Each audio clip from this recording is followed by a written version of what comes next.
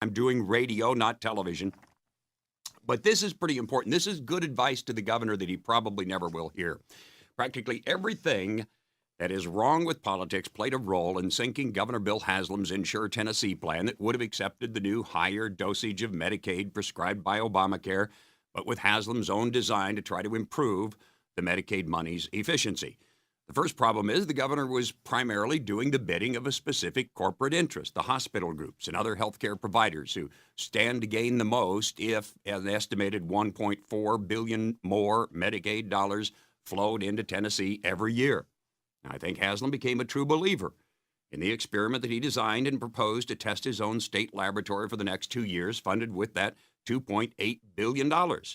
But few believe he would have ventured down that path if not for the considerable influence of the healthcare lobby.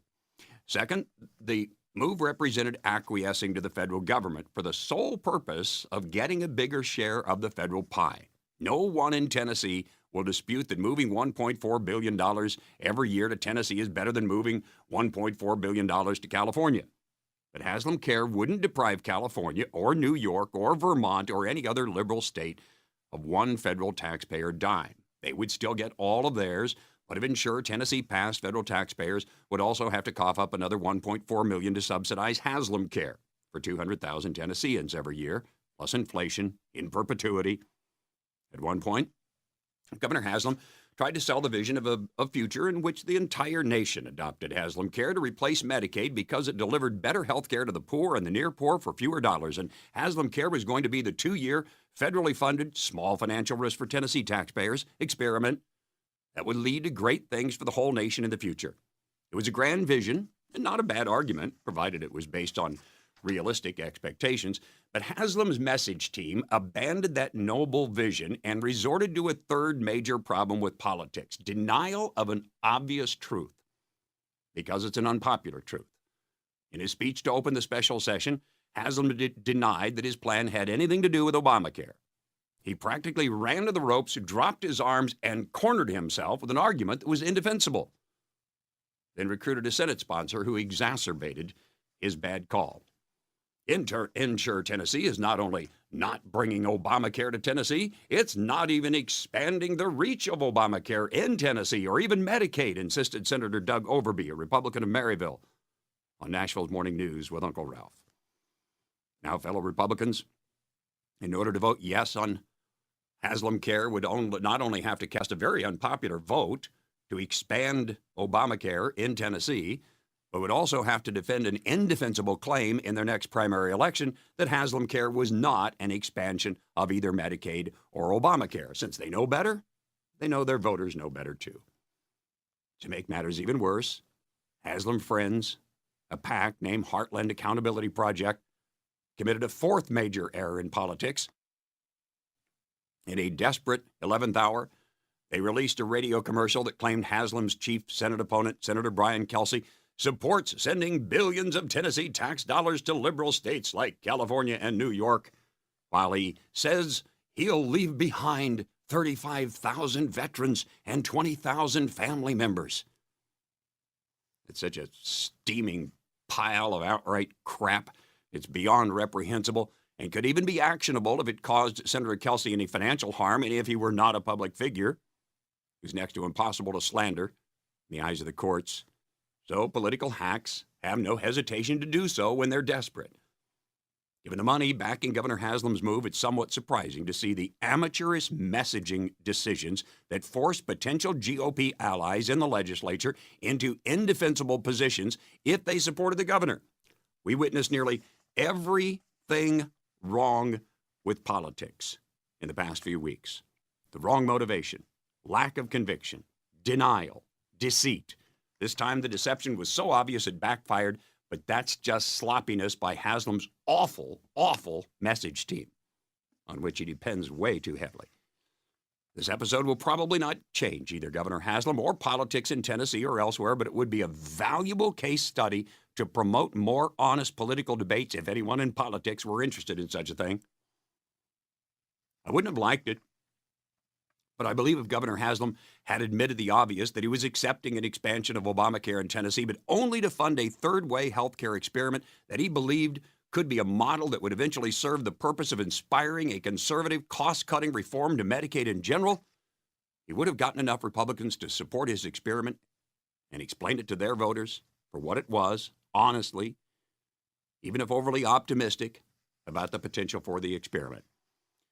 There's something about politics that causes people to lose confidence in the truth. Either their convictions are skin deep because political considerations come first and they simply know no compelling, truthful arguments to support them, or they lack conviction in their confidence, rather, in their audience to understand and accept their convictions. So they use shortcuts for expediency. Shortcuts lead to distortions, which lead to lies, which lead to big lies.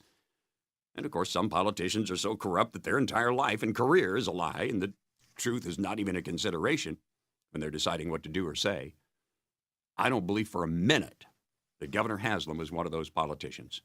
But I do believe he allowed himself to commit every or nearly every flaw that is a problematic feature of politics, and he should dump a lot of people around him and hire some new, bold people who can understand his true convictions and encourage him to articulate them in a transparent, honest, and fearless way for the rest of his term. Haslam still has plenty of time to do some constructive things for Tennessee. Expanding the reaches of Obamacare into the volunteer state is not one of them. Now he can't just get over the law. He'll get over this loss. But he can't just get over the loss. He needs to get rid of the losers who gave him such bad advice. And I'm going to name two of them.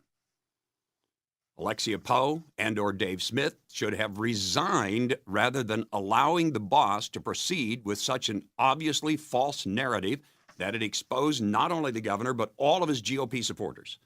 If they were responsible for it, they should be fired. Sorry if that's grumpy, the words of a dissatisfied listener. Somebody has to be willing to tell the emperor that he has no clothes. At best, Haslam has been disserved by gatekeepers who protect him from good advice because it might conflict with theirs. By protecting him, they're only protecting themselves from their own incompetence. They are disserving him, and he pays the price. He'll pay similar or worse prices down the road if he doesn't get better gatekeepers. His current gatekeepers categorize people like me and many of my friends as ideologues, and they don't allow ideologues access to the governor. Well, guess what? It wasn't Brian Kelsey. It wasn't Jeremy Durham. It wasn't Justin Owen or Ben Cunningham. It wasn't Michael Del Giorno or Ralph Bristol who defeated Insure Tennessee. It was the false narrative used to dismiss our concern. And whoever is responsible for crafting or allowing that narrative is responsible for the defeat of Insure Tennessee. Not once has Haslam's gatekeepers allowed him to appear on this program to discuss this proposal, his community college proposal, any of his estate tax or education proposals, even those issues on which we largely agree or agree. That's not just a personal affront to me. Who cares about that? It is a major disservice to him. Unless they're always intent on hiding the truth, and I don't believe that's what the governor intends at all. I can't say the same for all of his political and or communications team. Governor Haslam likes to use government, especially state government, to address needs and solve problems. He does have some ideological differences with many Republicans and other conservatives, but rather than encouraging him to discuss those differences with a radio host who epitomizes respect for his guests, sometimes to his audience's dissatisfaction, his gatekeepers protect him from the debate and give him or allow him to use talking points that are so obviously untrue that they become the fruit of the poison tree for every lawmaker who supports him. Governor Haslam will probably never hear this advice. And that's the problem.